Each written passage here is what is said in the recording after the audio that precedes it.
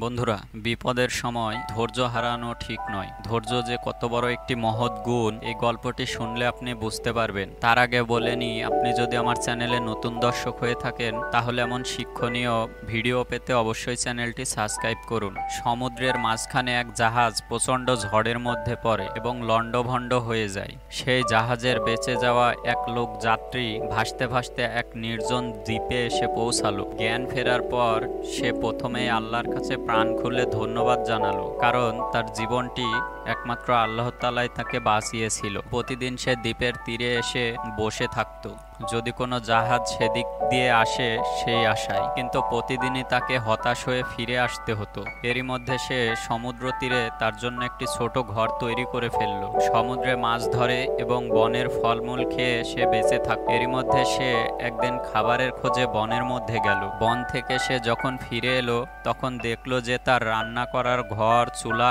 আগুন লেগে পুরোটা ঘরই পুড়ে গিয়েছে এবং সেখান থেকে কালো ধোঁয়া বের হয়ে পুরো আকাশ ছেয়ে গেছে। লোকটি চিৎকার করে উঠল, হায় আল্লাহ, তুমি আমার ভাগ্যে এটাও রেখেছিলে। পরদিন সকালে এক জাহাজের আওয়াজ তার ঘুম ভাঙলো। জাহাজটি সেই দ্বীপে সেই দিকে আসছিল সে যেখানে দাঁড়িয়েছিল। সে অবাক হয়ে বলল, তোমরা কিভাবে জানলে যে আমি এখানে আটকা পড়ে আছি? জাহাজের ক্যাপ্টেন জানালো, তোমার জ্বালানো ধোঁয়ার সংকেত দেখে আমরা বুঝতে পারলাম যে কেউ একজন অনেক বিপদে পড়ে আছে। তখন আমরা প্রায় সবাই হতাশ হয়ে পড়ি। আমরা যখন বিপদে পড়ি তখন আমরা প্রায়ই এমন হতাশায় ভুগি। আমরা ভুলে যাই তিনি যা করেন তা আমাদের ভালোর জন্যই করেন, কারণ তার ঘরে যদি আগুন না লাগতো তাহলে জাহাজের ক্যাপ্টেন বুঝতেন না যে সেখানে কেউ বিপদে পড়ে আছে। তাই আল্লাহ যা করে আমাদের ভালোর জন্যই করে। তাই এরপর যখন আপনার ঘর পুড়তে থাকবে, মনে রাখবেন হয়তো সেই ধোঁয়ার সংকেত যা আপনাকে বিপদ থেকে